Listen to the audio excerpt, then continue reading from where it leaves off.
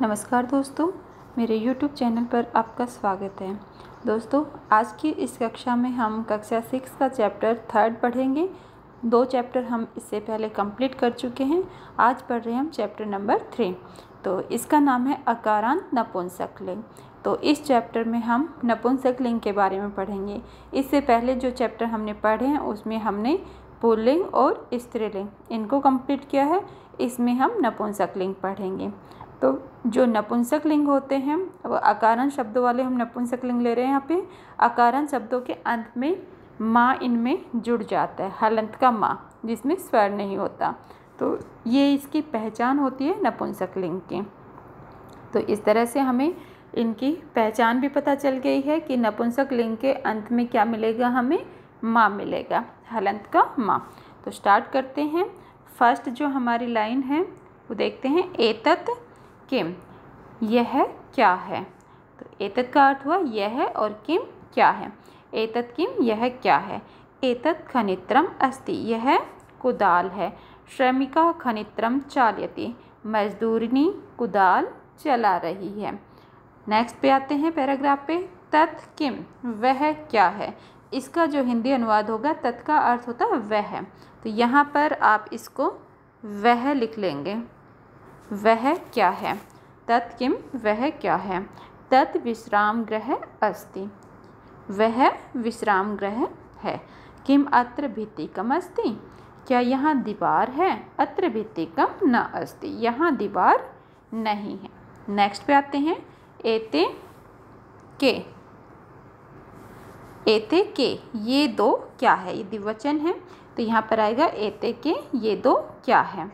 एते अंगुलियों के स्तः, ये दो अंगूठियाँ हैं। स्वर्णकार है अंगुली के रचयति, जो सुनार है वो दो अंगूठियाँ बना रहा है।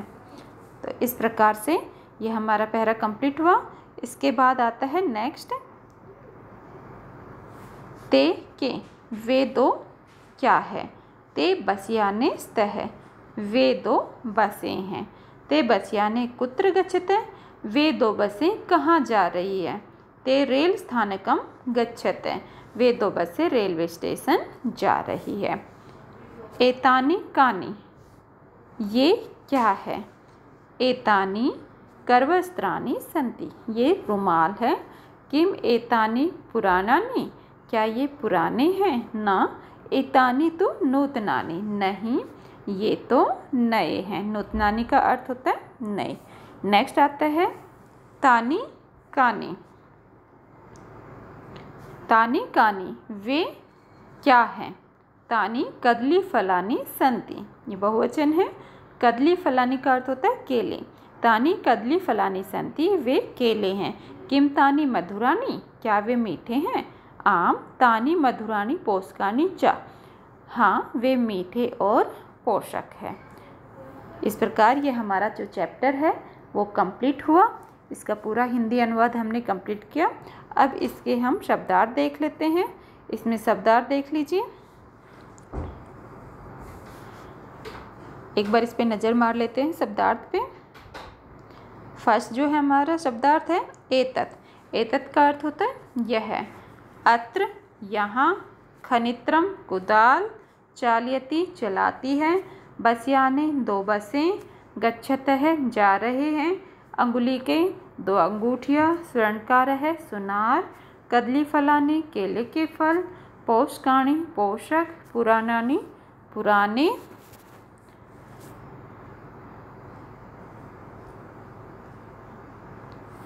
विश्राम गृह, विश्राम घर। भित्तिकम, दीवार या घेरा। श्रमिका, मजदूरनी। एते, ये दोनों।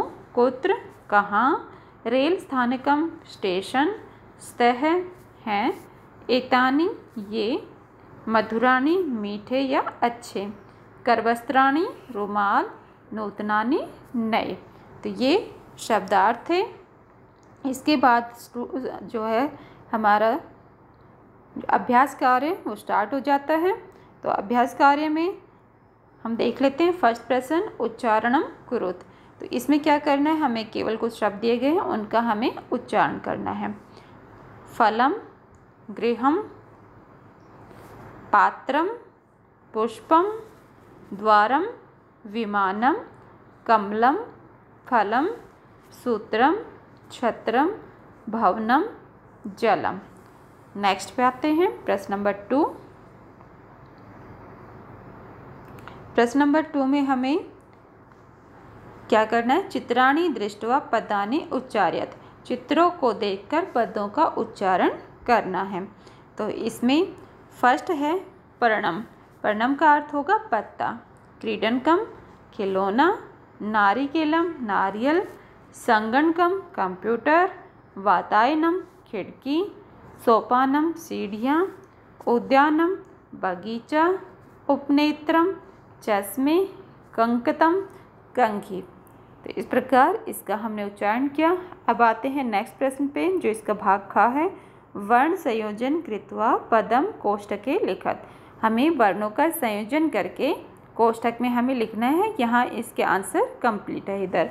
तो ये कैसे हमने किया है? जो व्यंजन वर्ण है उसमें हम स्वर को जोड़ देंगे और उनको इकट्ठा करके हम यहाँ पर पूरा शब्द बना देंगे। तो फर्स्ट देखिए प आ दोनों मिलकर प कंप्लीट हुआ। इसके बाद रा, फिर अणा।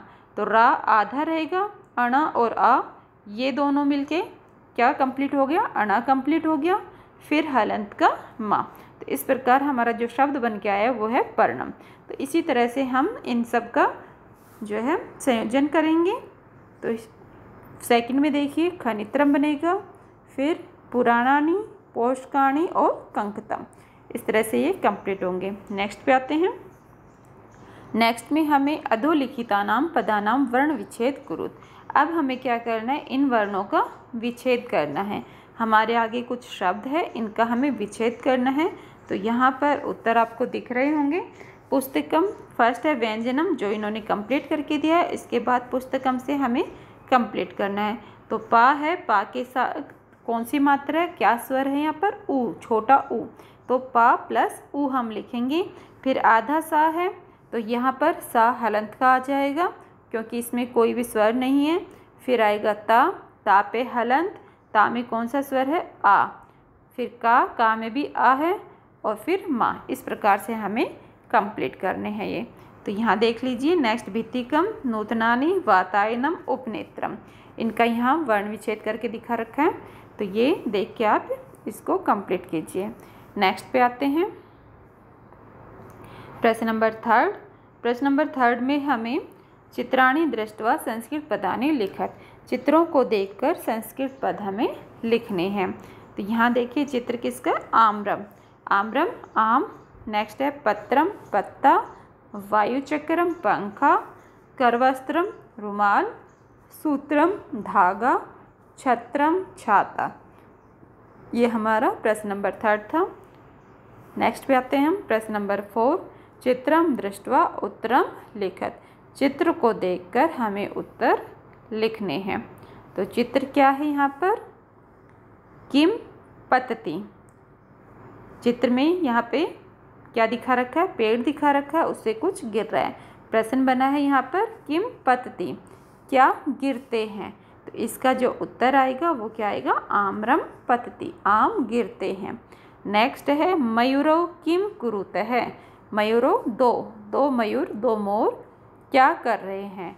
मयूरो नृत्यत है। यहाँ पे मयूरों में दो मात्रा आएगी। मयूरो नृत्यत है, दो मोर नाच रहे हैं। एते केस्त है, ये क्या कर रहे हैं? एते क्रीडन केस्त है, ये खेल रहे हैं।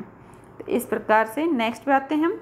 बालिकाः किम कुर्वन्ति, जो लड़कियां हैं वो क्या कर रही है? बालिकाः पठन्ति, लड़कियां पढ़ रही हैं। कानि विकसन्ति, क्या खिल रहे हैं? पुष्पाणि विकसन्ति, फूल खिल रहे हैं। नेक्स्ट पे आते हैं प्रश्न नंबर 5। निर्देशानुसार वाक्यानि रचत, जो निर्देश दिया गया उसके अकॉर्डिंग हमें वाक्य बनाने हैं। तो यहाँ पर एतत् पतति, यहाँ देखिए एतत् पतति, इसके आगे निर्देश क्या दिया है?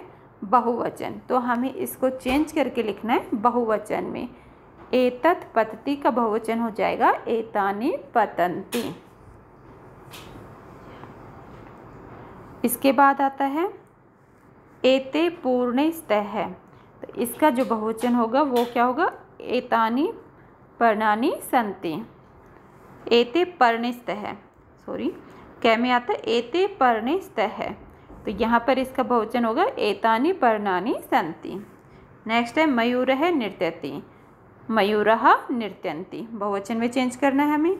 एतानि यानानि, इसका द्विवचन होगा एते यानि। नेक्स्ट है छात्रे लिखतः, बहुवचन में चेंज करना है छात्रः लिखन्ति। नारिकेलम पतति, तो इसको चेंज करना हमें द्विवचन में नारिकेले पततः। तो जो हमारा कर्ता जिस वचन का होगा उसी वचन की हमारी क्रिया होगी, ये हमें ध्यान रखना है। अगर हम नारिकेले द्विवचन में ले रहे हैं तो जो क्रिया शब्द है वो भी हमारा किस में आ जाएगा, द्विवचन में, जो बन जाएगा पततः। इस प्रकार से हमें इसको ध्यान देना है। नेक्स्ट पे आते हैं उचित पदानि संयोज्य वाक्यानि रचयत। यहाँ पर कोकिले विक्षति पवनः नृत्यति, यहाँ हमें देखना है कि जो शब्द है इनमें से कौन से इन शब्दों के साथ सही वाक्य बनाएंगे। तो यहाँ फर्स्ट में देखिए कोकिले, तो कोकिले का किससे मैच होगा, कोकिले का होगा कूजतः, तो ये बन जाएगा कोकिले कूजतः। पवनः, पवन से क्या होता है, पवनः का मैच होगा किसके साथ, पवनः बहती।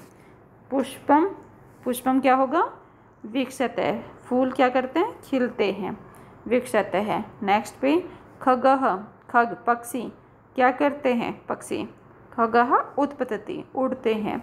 मयूरः मोर, मोर क्या करते हैं, मयूरः नृत्यन्ति नाचते हैं। सिंहः गर्जन्ति गरजते हैं। तो इस प्रकार से हमारा ये कंप्लीट हुआ प्रश्न, और ये इसके साथ साथ पूरा अभ्यास कार्य भी कंप्लीट हुआ। चैप्टर हमारा 3rd कंप्लीट है हिंदी अनुवाद और अभ्यास के साथ। Thank you.